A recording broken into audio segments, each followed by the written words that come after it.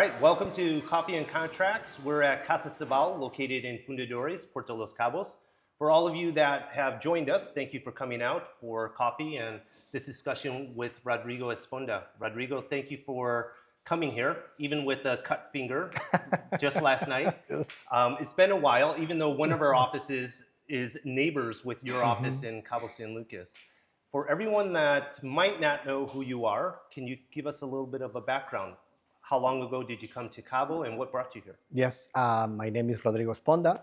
I am the CEO of the Los Cabos Tourism Board, that, as you know, is an organization, a unique organization in Mexico, at least, that has public funding but also private funding. So it's a mixed fund organization. We have two trusts, and the mission is to promote and to position Los Cabos as a world-class destination.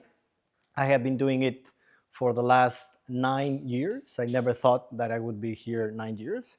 I came and I thought it would be 2 or 3, but not 9.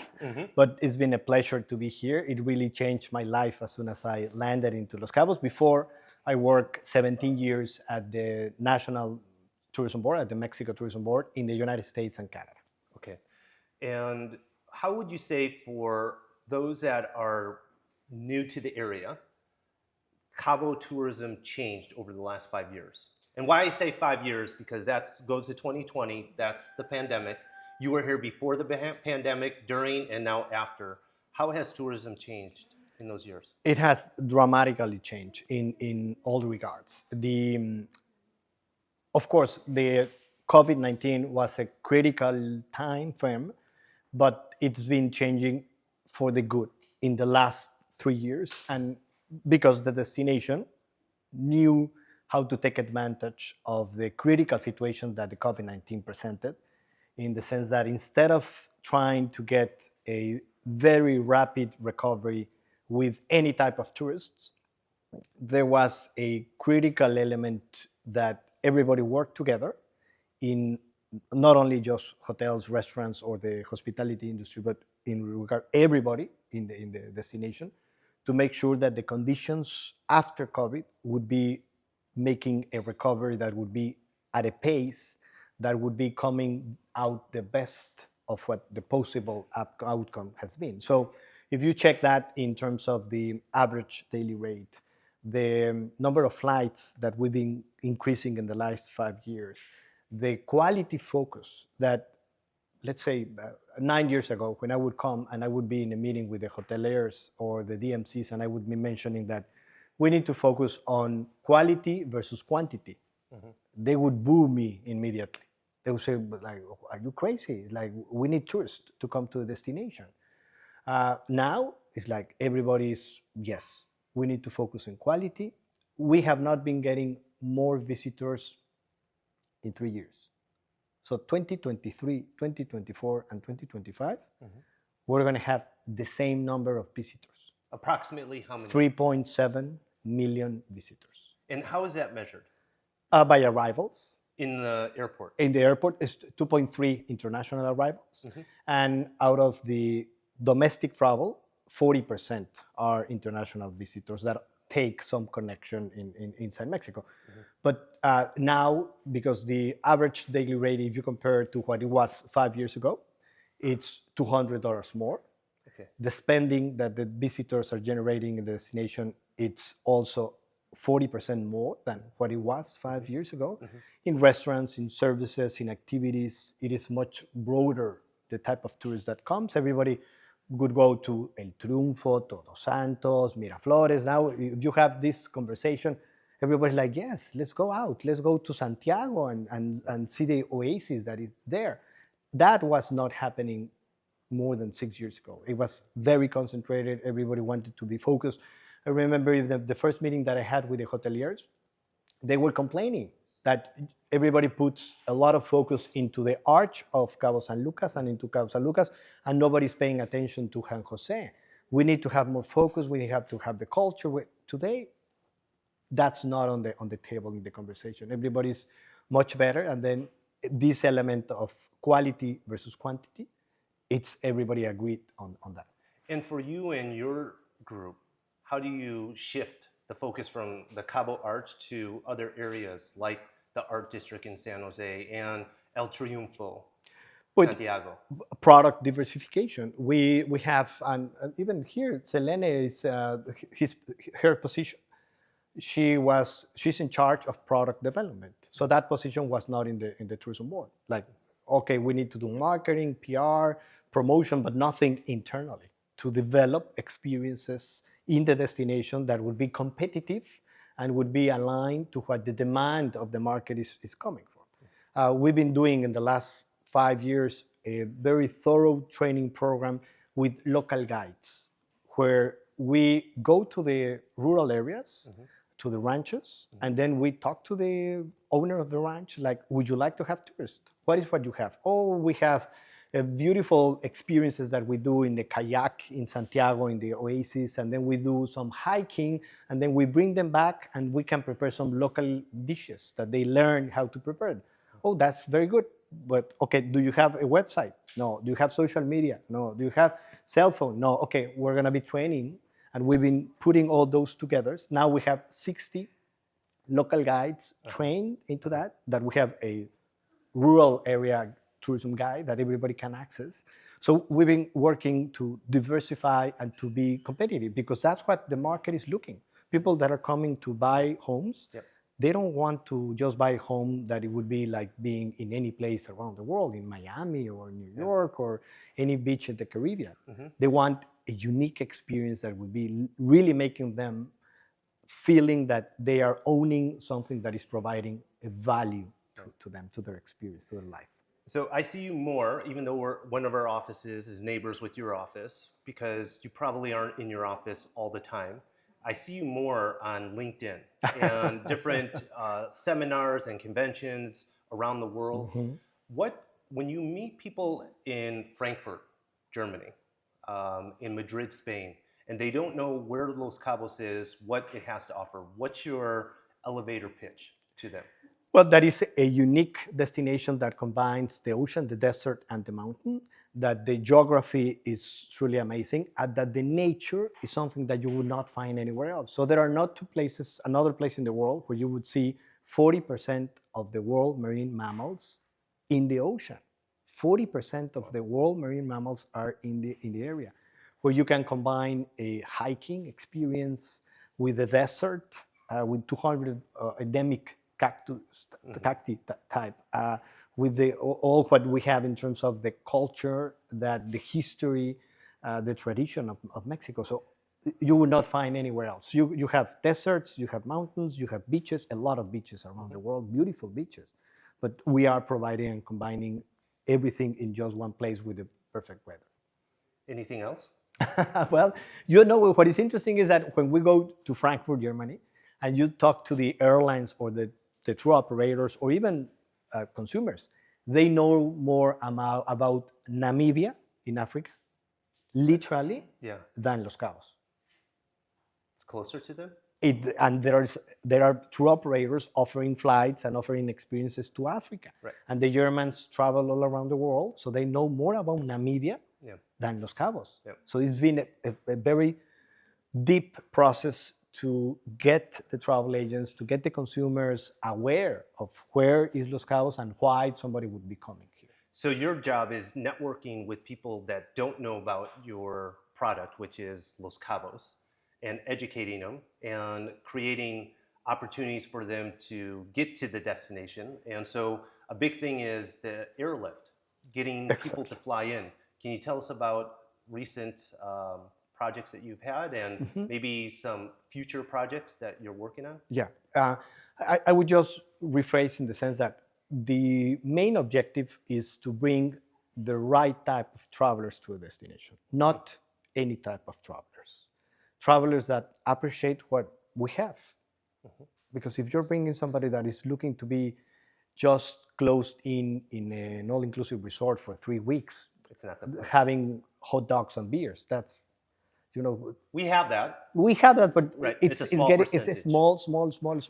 And we need, even to somebody that is looking to be locked in 3 weeks in a all-inclusive resorts, we need to give them a reason for at least one day go out, and then understand that they are missing a lot, and that why they would be flying all the way to be doing that. But connectivity is critical for us more than any other destination in Mexico because we are like an island. The only way to come is by air in reality. So we devote a lot of time working with the domestic carriers in Mexico, with the US carriers, with Canada, and airlines strategically in markets that we believe that have the income and the interest in coming. Germany, the German travelers are one of the most avid markets among the 3 top avid travelers around the world. They go to Africa, Asia, Middle East, South America, everywhere. And they really are looking for opportunities. If they do a hiking, they would do a 5 hours hiking. If they want to embark into a community experience, they want to really know the community. So Europe and Germany specifically is critical. We have the flight nonstop from November through April. The last season is going to be coming this November with the sales at a much more higher level than they were the year before. And it's been getting diversified in Europe because people from Italy, France, UK, Spain, Romania, even the Nordic countries are coming. We have a very interesting project just finishing this. I have a conference call with Copa in South America. That is a project that we've been working for several years. We are at the point that it's we need to get the confirmation if the flight is going to be starting at the end of the year from Panama 3 times a week. It's very advanced. We've been meeting with them. They have already the schedule to fly into the airport, the days, the permit. So then it's really just a matter that they would confirm. If that happens, we would be much more diversified in terms of the market because we would have Europe, South America. In the United States, we have 32 cities. In Mexico, 16. In Canada, 11. So with that, we would be really having a much more stronger network to get travelers to come. In South America, the Brazilians have a very good purchasing power and the interest, and they are 220 million. 50 of them are international travelers. And there are other interesting markets in South America. But the fact that we are getting much more diversified in the origins would be strengthening Los Cabos. It's interesting you say Brazil because I was in February in Dallas at a small little seminar, and there was the equivalent of the Brazilian MLS or real estate AMPI. And he said there's over 600,000 they have licensing also for real estate professionals, over 600,000 licensed professionals selling real estate in Brazil. And that was like an eye-opener for me. I didn't think that they had hundreds of thousands of licensed professionals. So in my world, it's like, man, if those people can get to Cabo, I can network for referrals in a huge way. Colombia is another country in South America that we've recently heard about where there's a lot of wealth. And they're looking to, because of political government instability, to get their money out of the country. Exactly. And it being US based here, it's amazing. Yeah, and the equity that you get in Los Cabos with a piece of real estate that you buy and you own and you keep and use for 5 years is probably not comparable to what you can get in many places around the world. Okay. Another question that came up was earlier you were talking about the average daily rate being high and quality over quantity.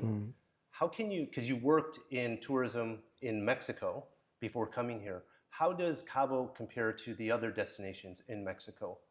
It's very difficult to compare. There's nothing that we compare. In terms of average daily rate, it's $540 USD every day. This is 3 times more than Cancun and the Riviera Maya on average, 6 times more than most of the beach destinations in Mexico. So there would be nothing that would compare. We use, and we include this in all the stats that are available for everybody. STR, Smith Travel Research, it's and what they do is they aggregate average daily rate of hotels around the world, and they provide that to the hotels. So the hotels have a way to really assess what is their competitive set depending on a destination and a type of hotel. And it's very accurate because the system connects to your back end. So there is no way that you can influence. This is in reality what it's showing. We get that for the destination. So we compare Los Cabos versus other competitive set of destinations in terms of ADR and occupancy and RevPAR, that you know the RevPAR revenue per available room. And then we have done that for the last 7 years. And we were, when we started, lower in the ADR than Scottsdale, Arizona. Now we are 30% higher than Scottsdale, Arizona. We were at the same level of Riviera Nayarit Plus, so the area with the highest level.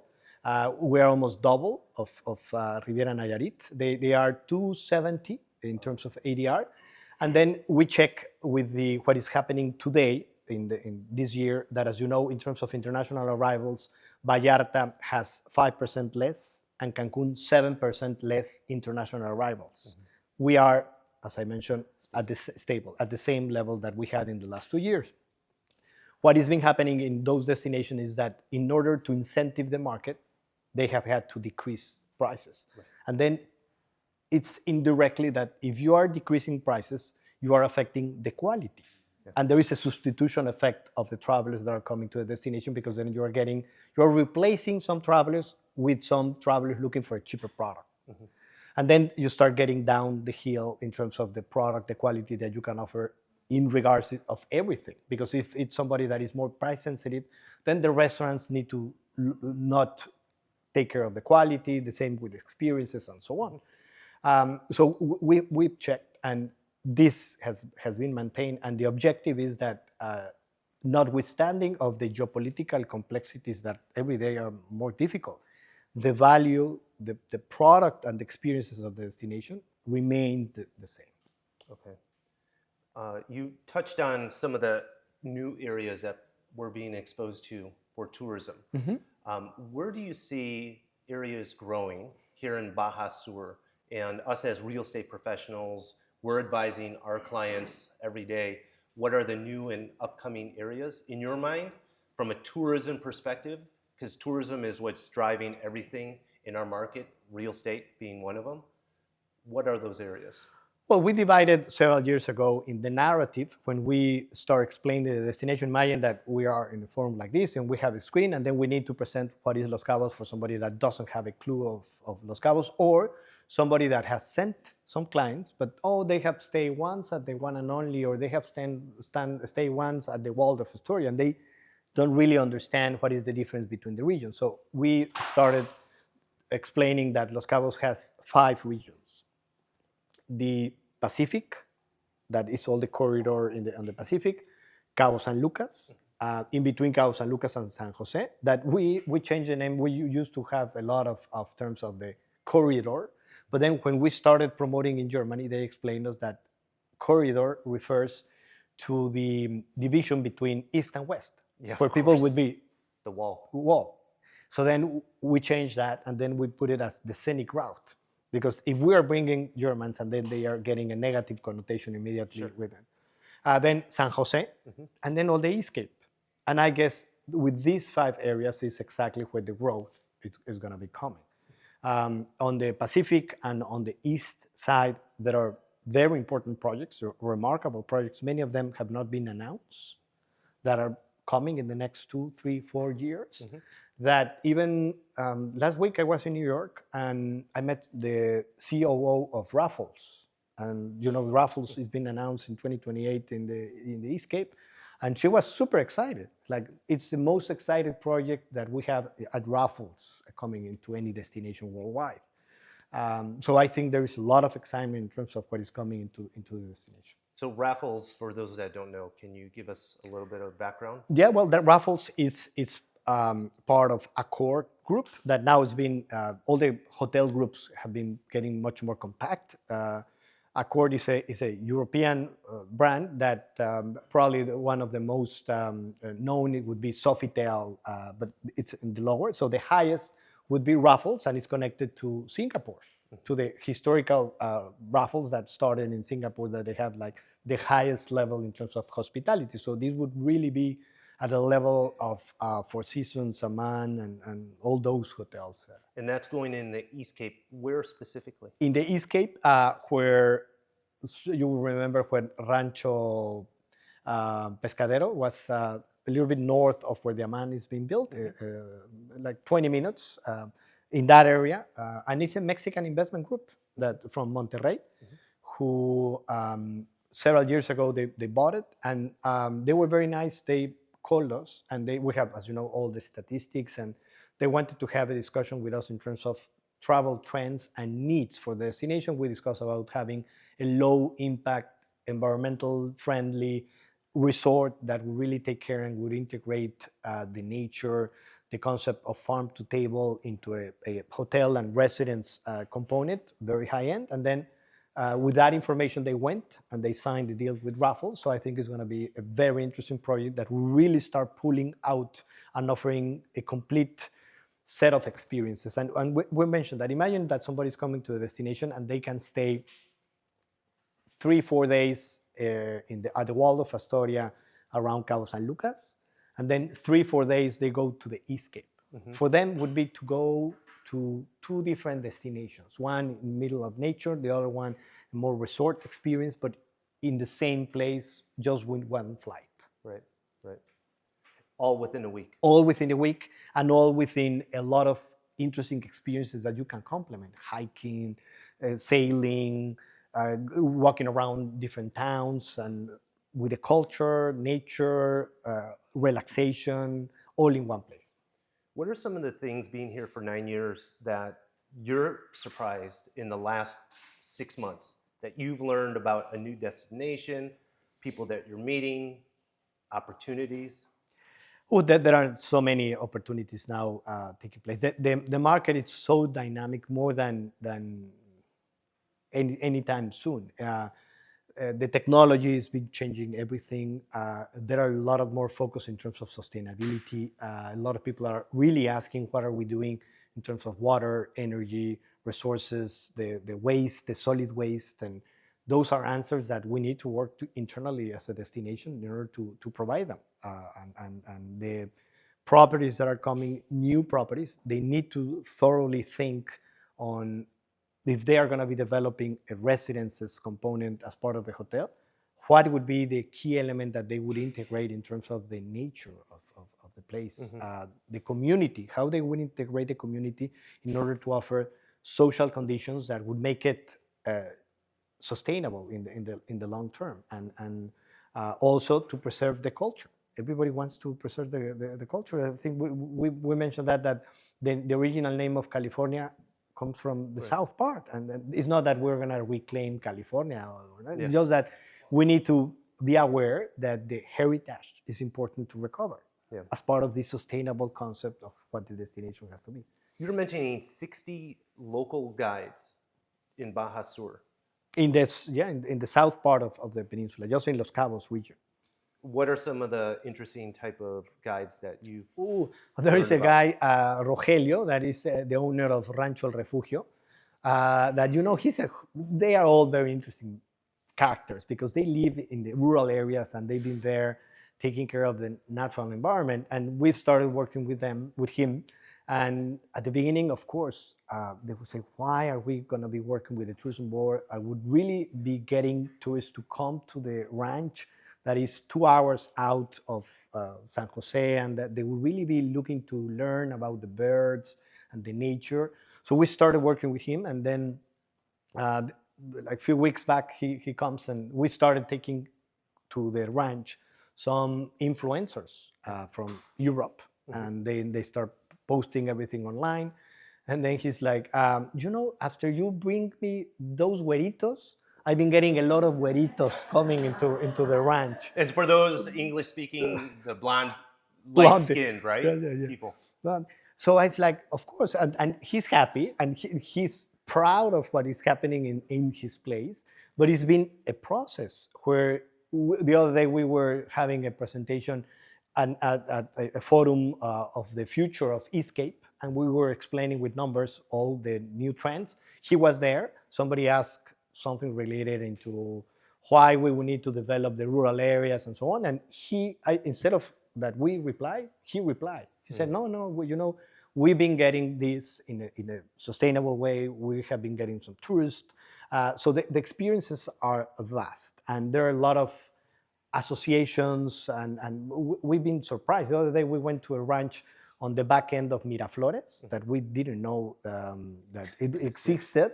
Somebody took us there, an NGO, and they were offering, the ranch is fantastic because you don't see it in the entrance, but in the back they have some fields with amazing things that they grow. And El Señor González, the owner, was explaining us that, before I used to export. So these zucchinis that they look perfect, I used to export those zucchinis to the United States, and they need to come, the FAA, and inspect and do all the process. But then suddenly the restaurants and the markets, the local markets, start coming up into the destination, so that now I don't need to do it. Right. I sell all my product locally for the local community, for the local restaurants, for the hotels, and for whoever wants to do it. And for them it's better, and it's more sustainable. And he was mentioning, there is no other place where we have water as fresh as this that is coming down from the Sierra de la Laguna.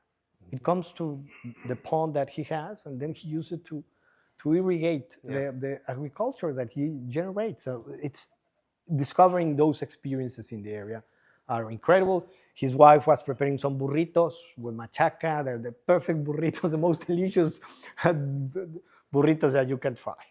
And the list of these people to get in touch with, they're on your website. How do we get exposed to this? We have a digital guide.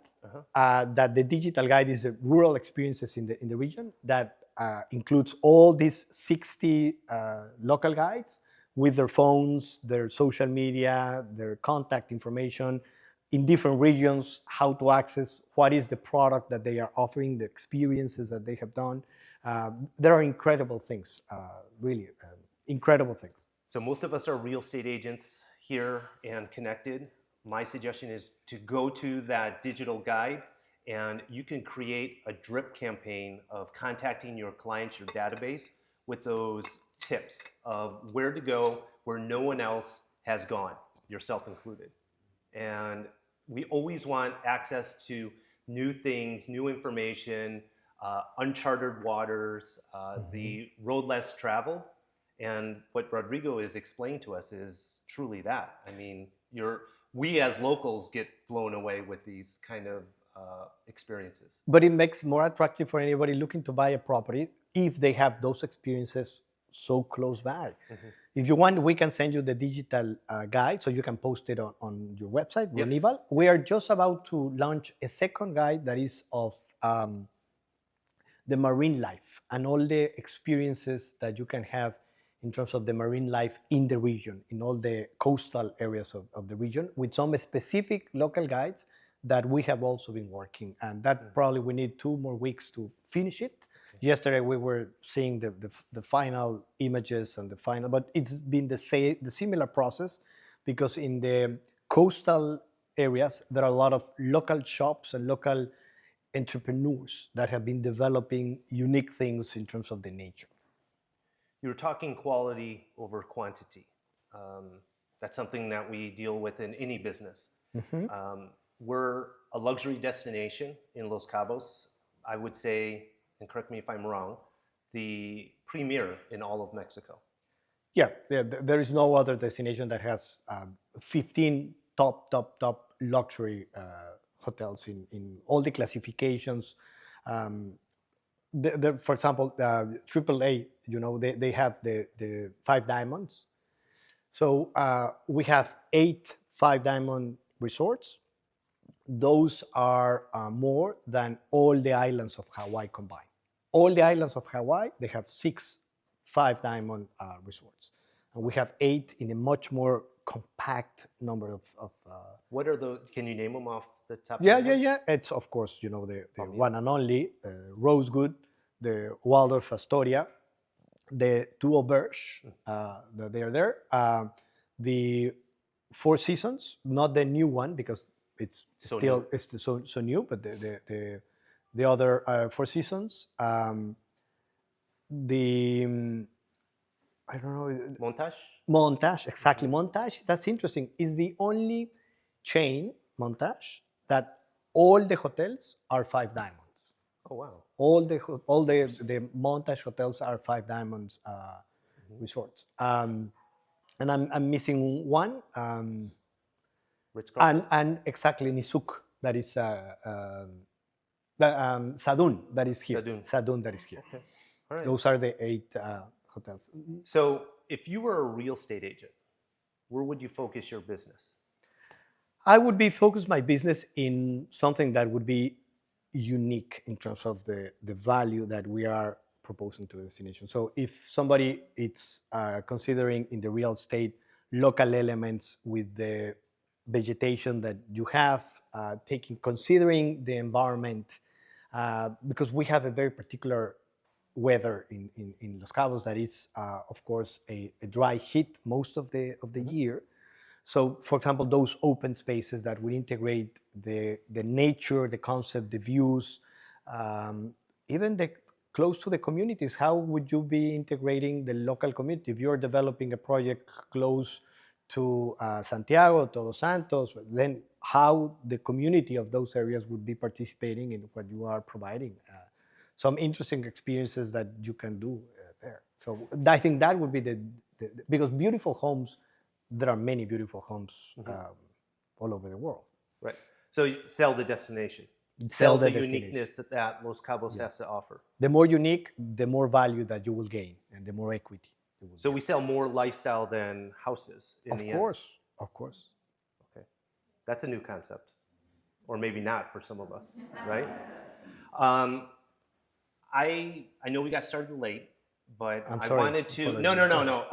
I want to give an opportunity for people that are here or connected remotely to ask questions. So to give it a little bit more order, I'll start with the people that are physically here, because you made the time to come here. And Michael was raising his hand. Michael Hopkins. Can you come up closer just so, hold on. Can you come up here? Most there we go. everyone here is a real estate agent, but I would say 99% of them are also social media influencers. From your position as Director of Tourism of Los Cabos, what advice could you give to the many social media influencers that are here? Maybe a few tips on how they can better do their job and promote their content.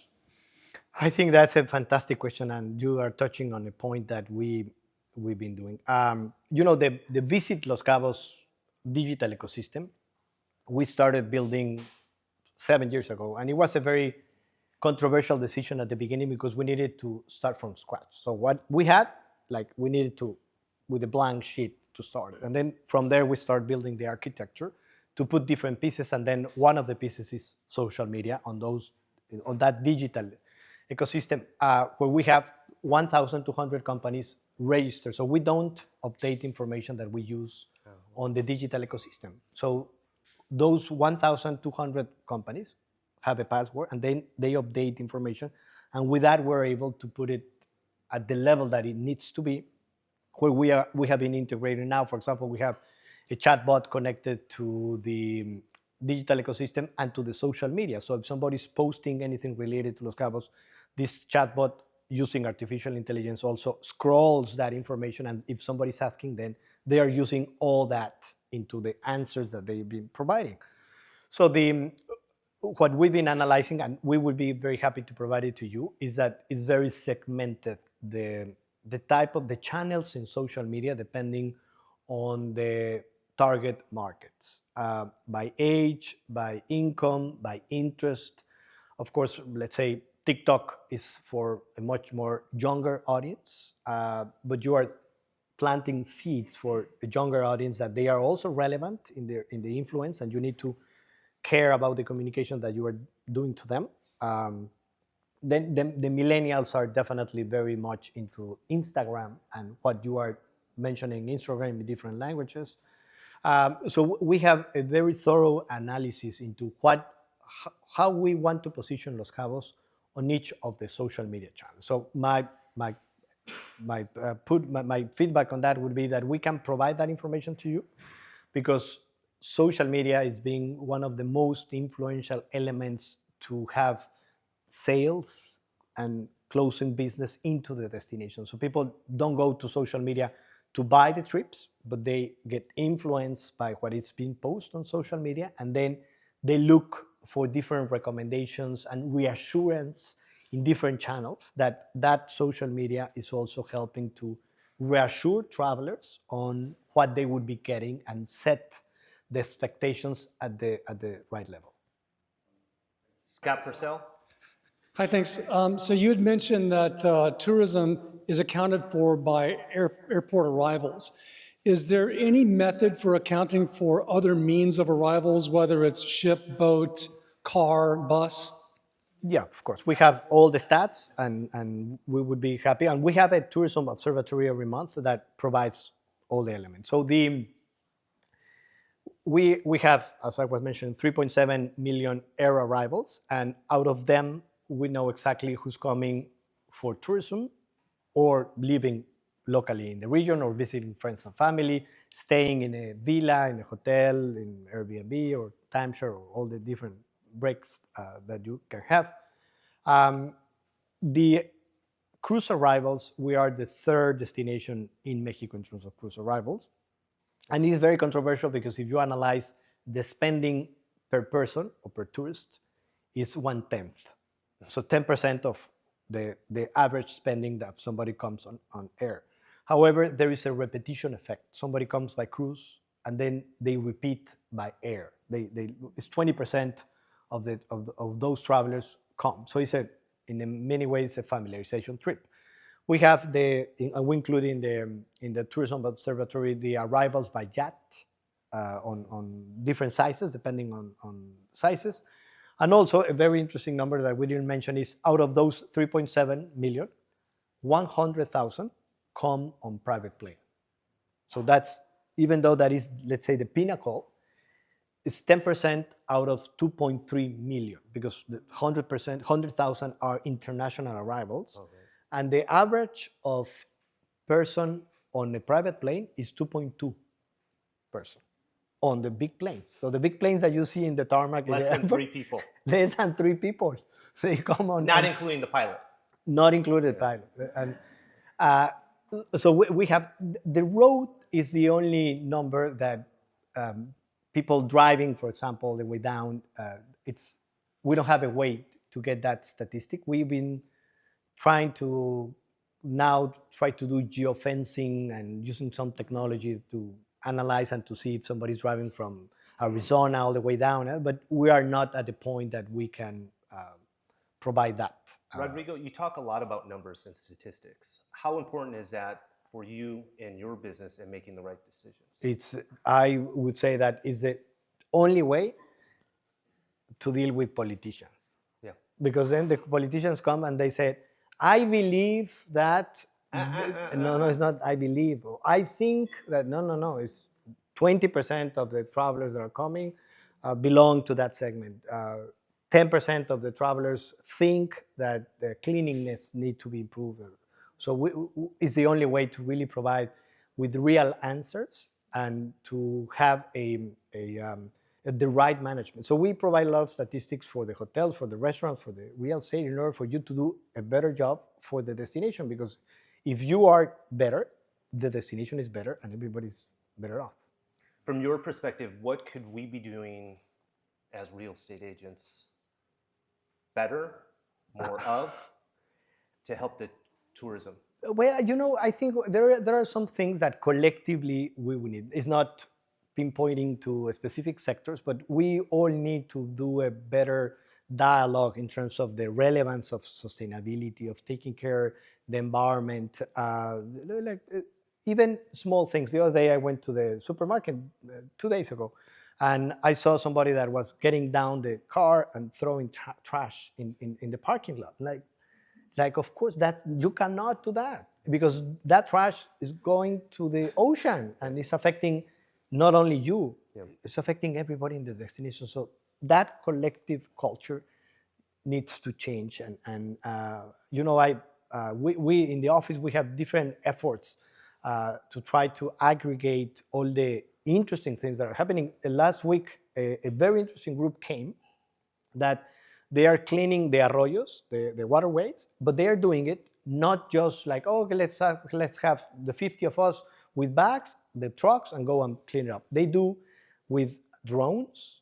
They swap the area. They analyze the type of waste that is there, and with that, they determine what they need to pick up the right time, the right number of people, the right number of time, and then what are they going to be doing with the waste? Because as I said, last year they picked up everything and it went to the basurero, and then, as you know, there was a fire in The trash the dump, trash right. dump. There was a fire, so it's like, so we're picking up the trash and then it's going to a place that Catches on fire, pollutes and the then air. pollutes, and it's worse. So now they are making sure that that waste is getting out. Okay. What can be recycled. So I think that type, using the technology and the, let's say, intelligence or the strategy in order to do it in the right way is what we need to do. If the more that we collectively can participate in all those projects, caring about the community, caring about the environment, about the culture, the better off we would be. And this was a loaded question for us as real estate agents. Why he is the number one thing in his business is the numbers, tracking the numbers and making strategic decisions in his business, because then you know what to target. And when we're talking to sellers, we're listing their property and it's not selling and they think it's because you're not doing your job, but we can show the statistics otherwise and all the efforts that we're doing and the net result in the numbers. I think that it's very objective as opposed to an emotional, subjective type of situation and decision. You know that we have the numbers in terms of by regions in Los Cabos. What is the average daily rate and occupancy and availability of inventory in terms of homes, not only hotel rooms. So if somebody's looking to buy a home and what they want to do it is to use it for rental purposes, we have the numbers that you can use in order to show the client how much return they would be getting with that. So if I have a home that would be renting out on average 50% of the year and the average daily rate of that home is $1,000, then you can make the numbers and say, okay, how much it would be costing, what is the expenses that I need to cover, and then the remaining is what I would be building. Yep. Just keep in mind with those numbers, if it's rentals, most of the time it's professionally managed. It's not your mom and pop type of property that's achieving those rental numbers. But you know, hotels, obviously professionally managed. They have the know-how, the technology, the experience to get the ADR, average daily rate, and the occupancy to the maximum numbers to achieve those revenue projections. Kathy Rogan, you had a question? Oh, you had a question. I'm sorry. He was next. He already had the mic. Sorry. So talking about quality over quantity, I can see, and my question now that you're talking about politics, is it looks like the city is getting behind on infrastructure. So what is your pool, what is Fiturca's pool leverage with the politicians to work on the city's infrastructure? So what we can do is to do a positive notch. You know what? There are in this line of the psychological economy that you need to wake up people in the right way. So we have a lot of statistics, for example, in terms of what is the perception of travelers in terms of cleanliness, traffic, safety, and then in some specific areas, the Marina, the downtown part of San Jose, and so on. And we don't make those public. So if you go to the tourism observatory that I was mentioning, you would not find it. And we use a technique that is called Net Promoter Score in terms of how, with that, you can evaluate who is perceiving this as negative, positive, or neutral, and how it's been changing over time, month by month. And then by segment of travelers. What is thinking the international travelers, the domestic travelers, those that are coming for a particular interest or not. And we're using that information to give it to the authorities in order for them to understand how the visitors and the community perceive different things. For them to understand the relevance, because as Nick was mentioning the numbers, it's very different if somebody comes and says, I think that people are not happy with the traffic element in the destination, versus telling them, just by starting the job in the Fonatur runaround, there was a decrease of 30% towards negative in terms of the perception of the community and the locals or the visitors. So with the number 30%, then you can make it up the numbers as a level. My God, if I have 3.8 million arrivals and 30%, so it's almost 1 million of people that would have a negative connotation related to a particular element, but you need the numbers. So we are providing the numbers. I'm not saying that this is the real number because we're just about to get it.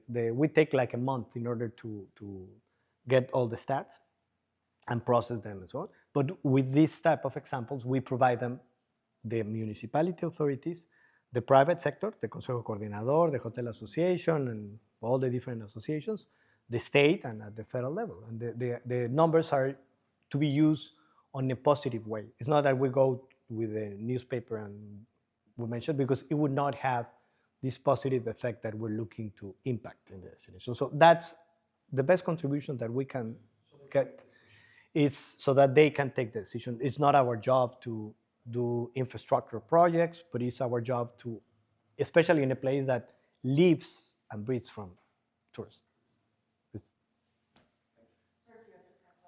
Oh, that same question? Wow.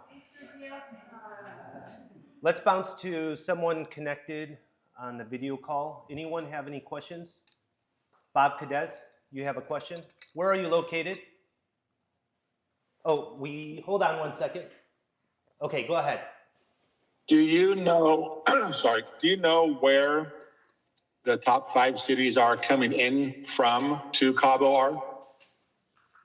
Yeah, of course. Los Angeles is the number one. San Francisco, Dallas, Arizona, and the 5th would be San Diego? no, because San Diego is, if you combine it with Tijuana, because almost 50% of what is coming through Tijuana is using the CBX. CBX, correct. The CBX. But still, Mexico City has more traffic to the destination than San Diego and Tijuana. But probably Houston would be the 5th. So you're just talking the international top 5. International top 5. Then Mexico City would be, and after Mexico City, it gets very disaggregated in Mexico. The traffic that we have from Guadalajara and from Monterrey is not that big as it could. Mexico City, it is big. Okay. Do you see opportunities to grow that market for Los Cabos? Where we see opportunities in domestic, I think we have 16 cities in Mexico. There would be 2 or 3 that we can get non-stop flights, especially in the north of Mexico, Ciudad Juárez. But there are not that many. Where we see a lot of opportunities is in secondary cities in the United States. What would be a secondary city? Fresno, California, Tucson, Arizona, cities that are very short range, that the airports have the international immigration component, and it's just a matter of getting the airlines to fly. Volaris will be starting a flight in the first week, July 4, from Ontario, California. That is, a little bit towards the east of Los Angeles, but it's closer to Palm Springs and other markets. Yep. So to make it easier for people not to go all the way to LAX in order to travel. So we see a lot of opportunities in a 3 hours range type of travel to come to Los Cabos. I heard Detroit has a flight now. Detroit has a flight and has some seasonal. In the winter is much bigger the traffic, but 32 cities in the United States. All the main cities. St. Louis? San Luis, of course. We've been getting down. The latest is Nashville, Tennessee. Oh, that's a good one. Nashville is new. Where we are at is one that is missing, that is very interesting, is Boston. That is like the 20th in terms of volume of travelers coming to the destination, and is the only one on the top 30 without a nonstop. But because it's a long flight, the airlines are hesitant because then they need to use when you have a plane that you fly it in less than 3 hours, you are able to get it back very fast, the same pilot, the same crew, and then it's more efficient. When you have 6 hours and a half flight, then you have to rotate the crew, and then you need to know what to do with the crew that would be overnighting in the destination and so on. Florida, we have very good traffic from Miami, Fort Lauderdale, Orlando, and Tampa Bay. We need to have and it's not a long flight because it's more from the east to west. It's kind of like Atlanta. Exactly, right? But it's 3 hours and 40 minutes, the flight, so it's not that long. But we need to convince the airlines of the business case that we've been working. JetBlue is interested. American said that Miami would not be interested in having. So we see a lot of opportunities still in the United States. Canada this year, with the shift that is happening in the United States, is growing 20% from Canada coming to Los Cabos. Because they don't want to travel for the moment to the United States, and there has been a shift, reduction in terms of connectivity from the United States to Canada, specifically some beach, Florida, and other beach elements, Disneyland, some other part. So we've seen an increase into Los Cabos, 20%, and we see 20% increase in terms of airlift from Canada to Los Cabos. So that's a very good opportunity, because if somebody used to go to a different destination and now they opt to come to Los Cabos and they like the destination, then they would repeat. We have 40% of the travelers are repeat travelers. Wow, that's good. Answer your question, Bob? Do you have time to give the top 5 from Canada? Yeah, it's very 65% of the travelers that are coming to Los Cabos from Canada are coming from the west, the British Columbia and Alberta. So the biggest is Vancouver, followed by Calgary. And then in British Columbia, there are some interesting Kelowna, for example, that we have some flights. There is another one that is in British Columbia, besides Kelowna, Edmonton, of course, Calgary. And then this year, in the 20% growth, very relevant, Toronto has been growing 30% in the number of travelers. And we see a big opportunity in terms of Toronto, because it's a big demographic area with a high income level that would be potential to come. And the weather there is very extreme in the winter. So they would love to come to the destination more. We have a flight from Montreal. 2 years in a row, we've been having a 3 times a week seasonal flight, December through April, with Air Canada from Montreal. That is also important to have, even though that is a long flight to come. Thank you. Thank you. Anyone else connected on video call with a question? Anyone else here with a question? Cyril Ramos here physically. Do we have a mic for him? Can you come up a little bit? Come up here. I was going to ask if there's a tourism plan to promote Los Cabos with the upcoming World Cup. Yeah, we've been working with the 3 cities in Mexico, Guadalajara, Monterrey, and Ciudad de Mexico. However, where we have seen more requests to combine the World Cup with the destination is with the United States. Los Angeles.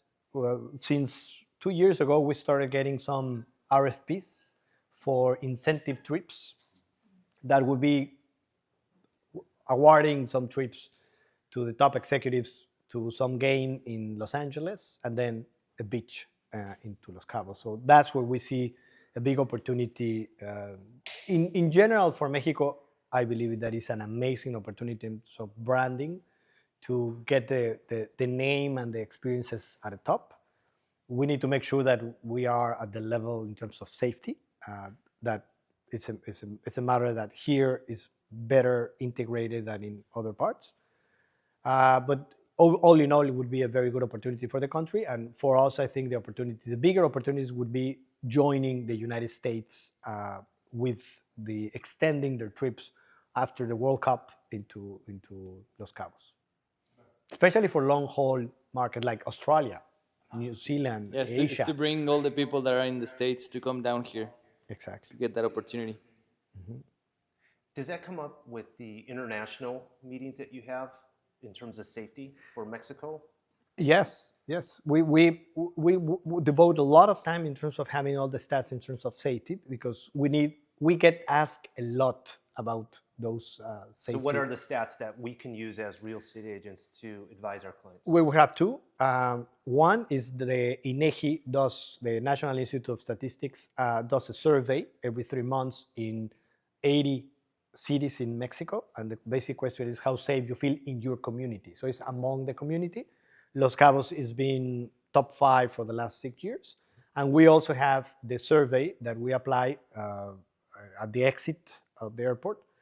In terms of what is the safety perception, it's also over 90% safety component. And we have analyzed who's checking differently the safety component into this. So those statistics are available for you to provide it. That is not what you believe it is. Right. It's what the reality is happening, what the tourist and what the community thinks in terms of safety in the destination. Okay, good. Any other questions? No more questions? Okay. Rodrigo, thank you very much. Thank you, Nick. It's been a pleasure. If you need anything, please do not hesitate to contact the Los Cabos Tourism Board. Visit loscabos.travel. We're there to help you, and any suggestion, any particularity, figure that you need us to find out, we're open to do it. All right. Am I correct in what you were interpreting what you were saying? The Visit Los Cabos social media accounts, you don't actually create the content, you have other people do it for you? No, we create, we have, of course, we schedule and we program all the content in Visit Los Cabos in the digital ecosystem. That is updated by the restaurants, for example. If you get into, we have 300 restaurants in the Visit Los Cabos. We do not update information of the 300 restaurants. Okay. It would not be possible for us. Images, links, promotions, special offers, those has been done by the 300 restaurants. The same with the hotels, experiences, the activities, shops, festivals. Ronival can have a section on the Visit Los Cabos, and you can update special promotions if you are doing an open house or different things. And does Eric Rodriguez know that? Yes, we've been discussing okay. about it. He knows it. He knows it very well. Very good. Well, thank you once again. It's always a pleasure. Thank you. All right, everyone. Thanks for coming.